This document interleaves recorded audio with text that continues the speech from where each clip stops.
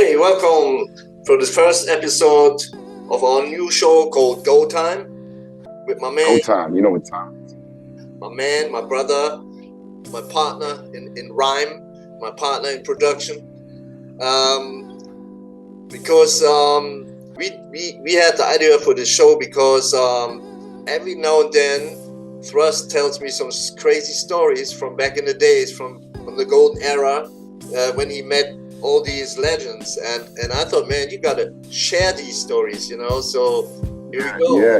It's a constant. People always say, "Oh, you should write a book," and you got these stories, and I go, "Wow, it's kind of hard to write a book when you're active, as we are." But this is one way we can share them, get them out. You know what I mean? Let them out, and just have some fun and just reminisce. You know? Yeah.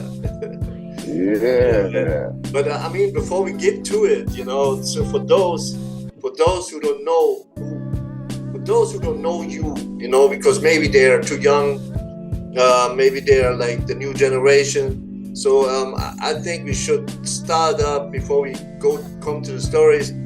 We should start with who you are, and I mean, I know who you are, and I know I know your resume. You know that you got wow, crazy stuff. You know, crazy stuff. But like in short, maybe you just tell the people. Wow. Well, basically, if you want to know the timeline, I'm one of the few artists that spanned almost every generation of hip hop.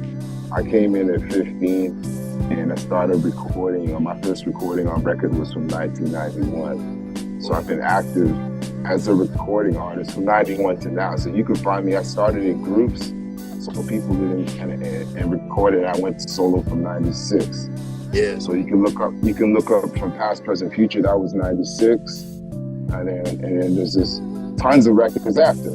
So it's just the catalog. But yeah, I've been played on every platform by the most legendary DJs from those times to now. That's who broke me in the game, and that's how all these stories come about. You know what I mean? So and we still active.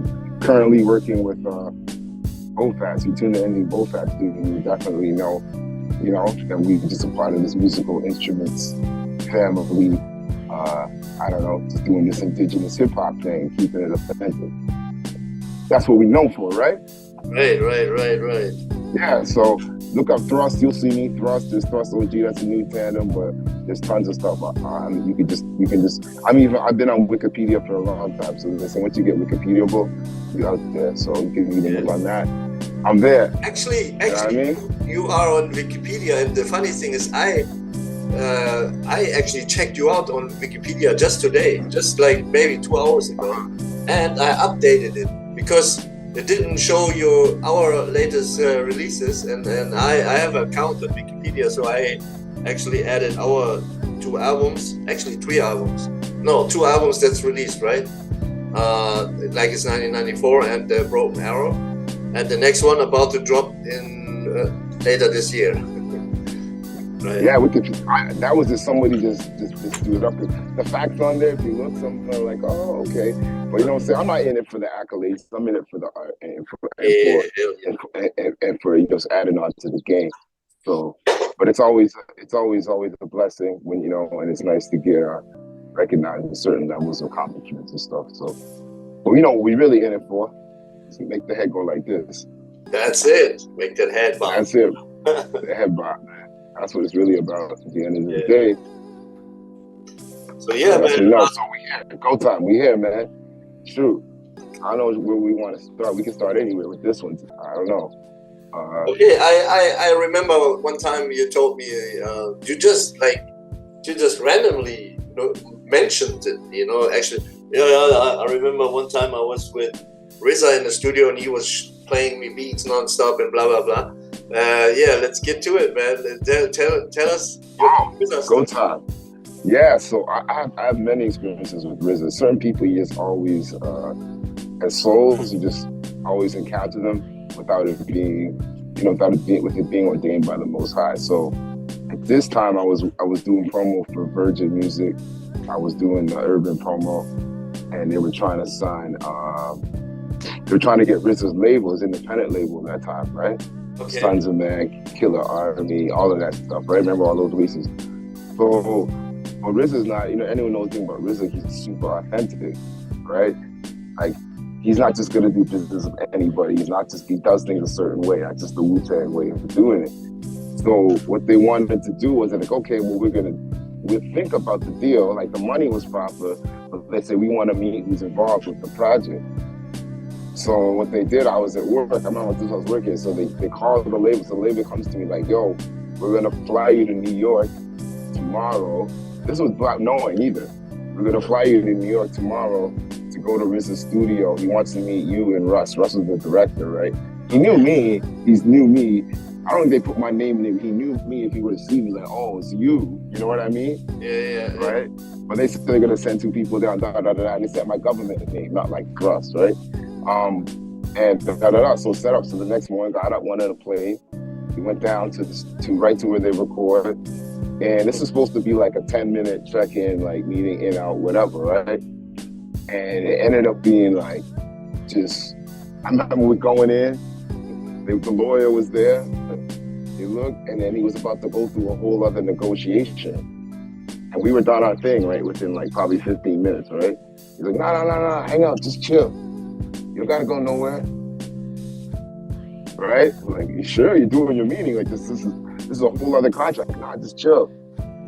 So we chilled. And then when I was down, I'm like, okay, we'll go back to the hotel. He's like, no, just chill, man. And I think Deck and Genius when he went to come to the studio, I want you to hear some joints. Like, while you're here, right? So we went in the other room. I look in the room, so Genius and Deck were in the studio. Like, in the other room. Because the studio's all these multiple rooms, right? So we're in the administrative room at the front, and they had, like, I think there was 5 other rooms, right? So we go in that room, and yeah, man, we ended up being in there for like, dude, he played me, I swear, like 6 years worth of music. Okay. That's where I got our work ethic from. Just so you know, like how I said, let's keep going. Because he literally played me albums and had the year that it was coming out. But what year was it? You remember? It was probably 2000. I think it was 2000. It would have been the year 2000. Like, okay. 2000, like 99, 2000-ish. Right around that. I'm pretty sure it was 2000, right? Yeah. And it was a summer. I know it was summer. Yeah, man, it was crazy. So it was like, and he played me like 6 years worth of music. Like this. You like this? Boom, boom, boom, boom, boom, boom. Yeah, we didn't leave till like 2 in the morning. I was there like 6 and leave till 2 in the morning. Man, that's crazy. Yeah. That was in New York, right? I mean, was that like in Staten Island or in New York? Like, that was Manhattan. Yeah, Manhattan, right downtown. Like right downtown, right by Canal Street, right down by the water, like close to 52nd Street. That was the other thing, the pull-up too. The pull-up, you could think at that time. That's when Triumph was like fresh and all that shit was fresh. And you would think, oh, he's gonna, this is when you knew you have to see how humble these artists are, how it rolls. And you're looking, so we're waiting outside of the studio from the pull-ups. You're looking at a car, you're thinking some system, something. Nah, I look down the street, I see the dude come out the subway with the backpack. It's RZA. And humbly just walk. I remember it was a hill. We were 3/4 of the way down the hill. I can just tell from his height, and he has a bounce when he walks. The Abbot has a walk. Even when he's on stage, he has a sway. You can see he has like a, right? Yeah. You can see that bop. I got something like this. Shit, like he came out the freaking subway.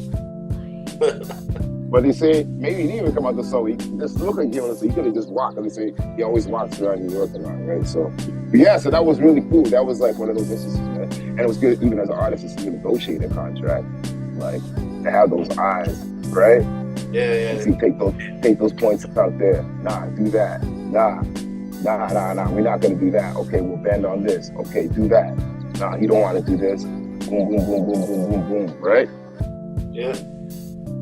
So yeah, hip-hop's a blessing, dude. Yeah. So that's it, man. That's the Go Time story. They ended up coming up to.